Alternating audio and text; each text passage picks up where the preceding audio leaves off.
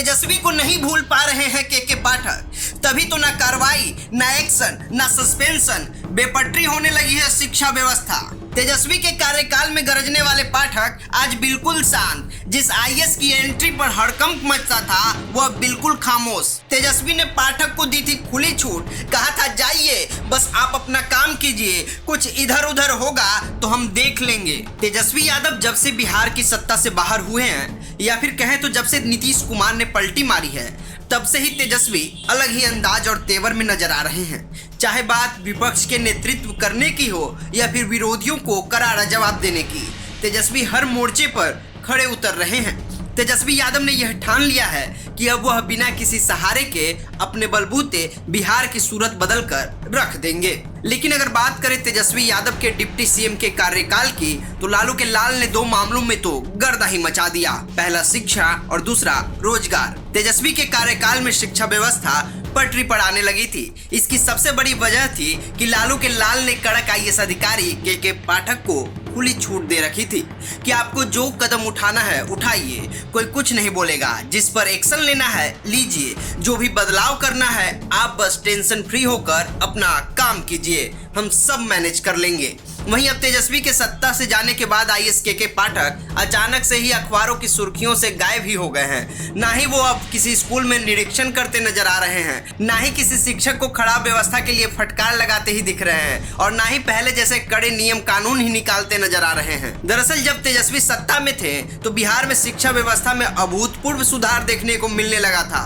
पाठक ने जब से शिक्षा विभाग में अपर मुख्य सचिव की कमान संभाली थी, तब से वह अपने एयर कंडीशन कार्यालय में कम और बिहार के अलग अलग जिलों के सरकारी स्कूलों में ज्यादा दिखाई दे रहे थे। उनकी कार्रवाई का ही नतीजा था कि शिक्षक समय से स्कूल जा ही नहीं रहे थे, बल्कि समय से आ भी रहे थे। सरकारी स्कूलों में छात्र छात्राओं की उपस्थिति भी बढ़ने लगी थी। यही नहीं, के पाठक अपने निरीक्षण के दौरान लापरवाही बरतने वाले शिक्षकों और शिक्षा विभाग के कर्मचारियों और अधिकारियों पर भी सख्त कार्रवाई कर रहे थे। लेकिन अब एनडीए की सरकार में ऐसा कुछ देखने को ही नहीं मिल रहा है। दरअसल तेजस्वी के काम करने का अंदाज लोगों को खूब भा रहा था, तभी तो लोग तेजस्वी को भविष्य के मुख्यमंत्री के रूप में भी देख रहे थे। वैसे भी यह बात हवा हवाई नहीं है, बल्कि वर्तमान मुख्यमंत्री नीतीश कुमार भी कई बार खुले मंचों से राज्य की बागडोर तेजस्वी को संभालने की बात कहते नजर आए हैं।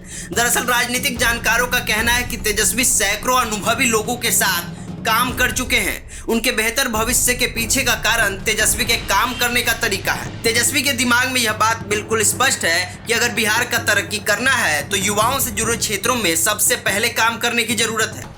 तभी तो सत्ता संभालने के कुछ समय बाद ही तेजस्वी यादव ने खुले मंच से 10 लाख बेरोजगार युवाओं को सरकारी नौकरी देने का ऐलान कर दिया था। इसके बाद से पूरे देश में सियासी बवंडर मच गया था। विरोधी कहने लगे थे कि तेजस्वी हवा हवाई बातें कर रहे हैं, ऐसा कर पाना बिहार जैसे राज्य के लिए संभव ही नहीं है। लेकिन इसके बाद तेजस्वी ने जो कर दिखाया वह किसी ने सोचा नहीं था। दरअसल तेजस्वी ने सभी विभागों में खाली सीटों की लिस्ट मंगवा ली। उसके बाद संबंधित अधिकारियों को खाली सीटों पर जल्द से जल्द बहाली निकलवाने का सख्त निर्देश भी जारी किया, जिसका नतीजा था कि शिक्षा और स्वास्थ्य विभाग में बम्पर वैकेंसी निकली थी। वहीं यह सिलसिला आगे भी बढ़ने वाला था, लेकिन बीच में ही नीतीश कुमार ने पलटी मार ली।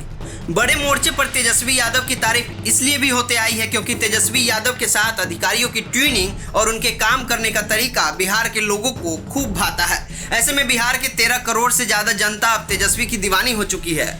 उन्हें लगने लगा है किसी में बिहार को संभालने का दम है तो वह एकमात्र तेजस्वी यादव ही है।